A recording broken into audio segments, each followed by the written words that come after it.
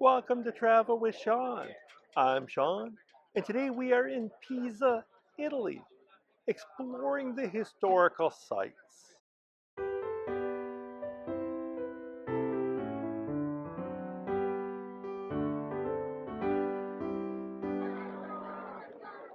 Pisa, Italy, is the birthplace of Galileo Galilei, the 16th century scientist and astronomer. The Baptistry of St. John the Baptist is where Galileo was baptized. Construction began in 1152 and was completed in 1363. Then we have the Cathedral, dedicated to the Assumption of St. Mary. It was completed in 1092 and consecrated as a cathedral in 1119. Then, as we continue to move on, you can see that what we know as the Leaning Tower of Pisa.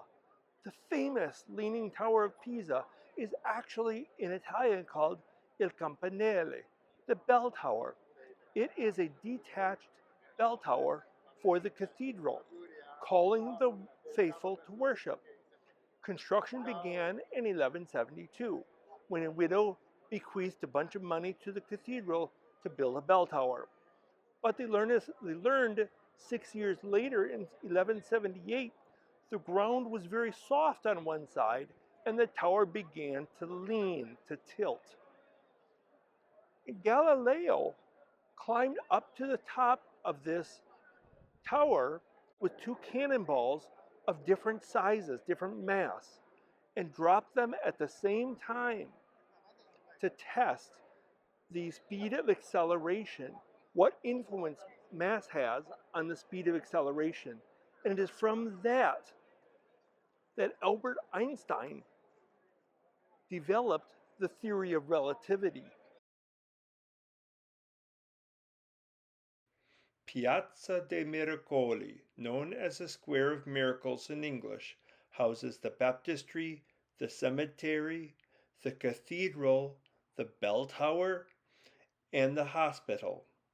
Collectively, its buildings represent the circle of life: birth, baptism, worship, call to worship, and burial. Comprised of 22 acres in size, it started taking shape in 1064 and became an UNESCO World Heritage Site in 1987. While the Santa Chiara Hospital, now also known as the University Hospital, was originally founded and built in 1257 to care for the pilgrims and the poor. It was most recently rebuilt in the 1990s and offers a full range of medical care. The Baptistry of Pisa, dedicated to St. John the Baptist, is the largest baptistry in Italy, standing about 180 feet high with a diameter of about 120 feet. This is the second one that was built here. The remains of an older octagonal baptistry dated between the 5th and 6th centuries are under the lawn of the Monumental Cemetery, where they were found in 1936. Built after the Pisan army helped conquer Jerusalem during the Crusades, it was modeled after the Church of the Holy Sepulchre in Jerusalem. Constructed on the same unstable sand as the tower and the cathedral, the baptistry leans a little towards the cathedral. Now let's go inside and take a look around. Although the exterior is impressive, the vast size of the building is even more noticeable upon entering it. The marble pulpit features 5 main panels that depict scenes from the life of Christ. The pulpit is in the shape of a hexagon with 7 supporting columns, which represent the 7 virtues from the Bible. It was sculpted between 1255 and 1260 by Nicola Pisano, a renowned Italian sculptor and the father of the artist who produced the pulpit in the cathedral.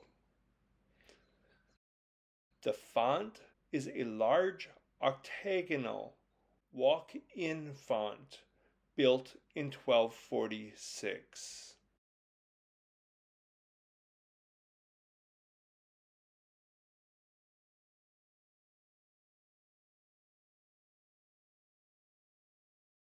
There is an upper gallery level, which is 26 feet above the ground level, accessed by a staircase. This gallery level provides a vantage point for viewing the interior of the baptistry, including its famous pulpit and intricate dome above. Throughout history, the baptistry has been recognized as a space with exceptional acoustics. Visitors to the baptistry often experience demonstrations of its acoustics by guides or musicians. Just listen to this. I'm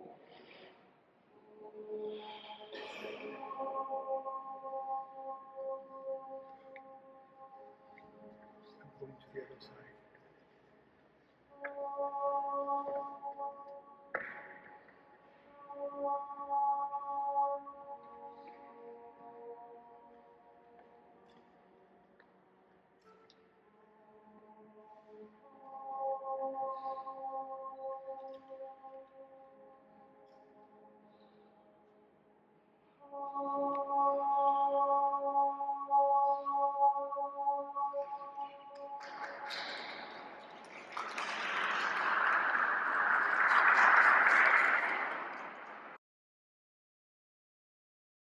Now that we have finished touring the baptistry, it's time to go back downstairs so we can make our way to the cathedral.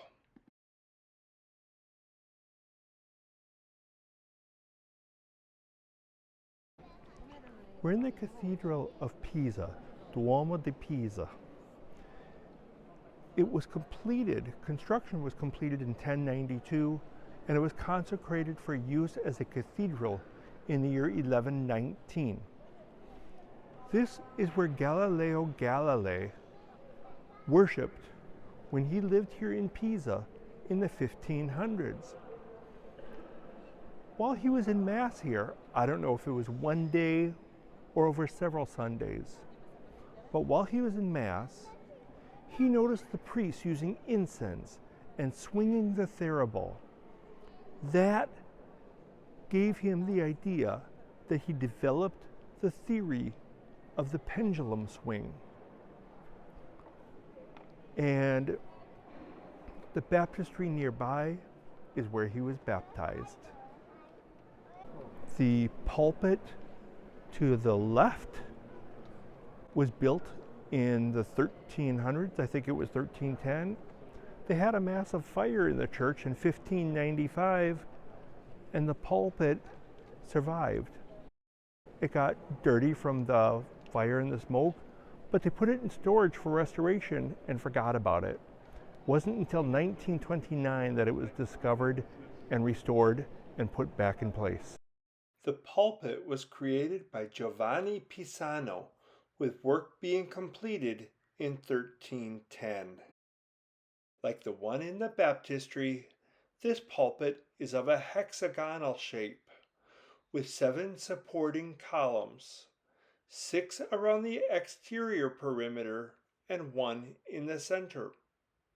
The pulpit is adorned with 5 main panels that depict scenes from the New Testament. Some of the columns rest on sculpted figures, including people and lions. The lions at the base symbolize the strength of faith, and the protective power of the church. The pulpit is rich in symbolism, with figures and scenes that convey deep theological and moral messages. The present day pulpit is a reconstruction of the original, which is now in the Cathedral Museum. Giovanni Pisano's father, Nicola Pisano, created the pulpit in the Baptistry. That explains why there are so many parallels between this pulpit and the one in the Baptistry.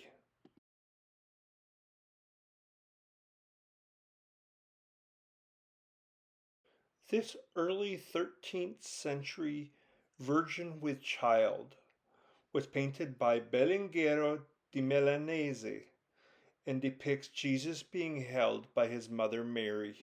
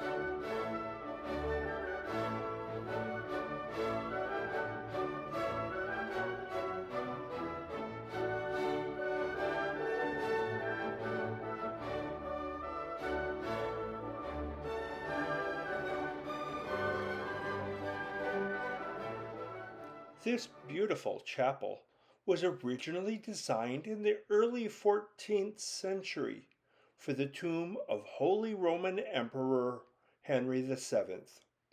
It was created after he died in 1313. It was heavily damaged in the fire of 1595 and restored in the 17th century.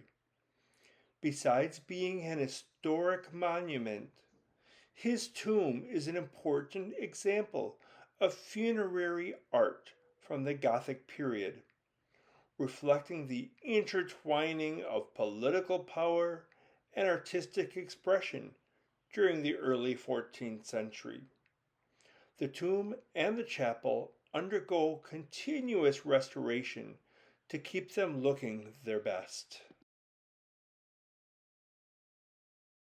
Coffered ceiling of the nave draws our attention to the chancel, where the altar is. The main painting on the back of the chancel is from 1178 and is called Christ in Majesty. Despite a devastating fire in the cathedral in 1595, this painting survived undamaged. Some attribute its survival to its location on the back of the chancel. Some attribute it to quick work in containing the fire before putting it out, while others say its survival is nothing less than a miracle. This large fresco is from the 17th century and is called Assumption of the Virgin, depicting Mary's ascension to heaven. The Pisa Cathedral is known for its size. The aisle is approximately 266 feet long, more than many other European cathedrals. The original bronze doors of the cathedral were destroyed in the fire of 1595 and replaced in the early 17th century. The doors were replaced again in the early 20th century. Each panel of the doors is intricately carved with highly detailed reliefs. What's called the Monumental Cemetery has served as the Christian burial grounds for centuries, with construction beginning in 1277 and being completed decades later in the 14th century. Here we're looking at the back of the cathedral, giving us a better view of its shape.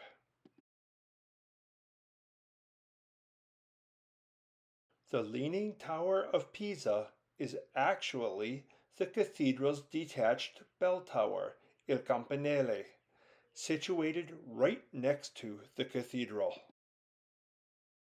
This statue represents the founding of Rome, twin brothers Romulus and Remus suckling on a she-wolf. Historians differ as to its age, whether it's from the 12th century or earlier. The Leaning Tower of Pisa, the Cathedral of the Assumption, and the Baptistry of St. John make up the main buildings visited in Piazza de' Miracoli, the Square of Miracles. Thank you for watching. Thank you for traveling along with me. As always, I appreciate your support. Until next time, ciao, arrivederci, bye-bye.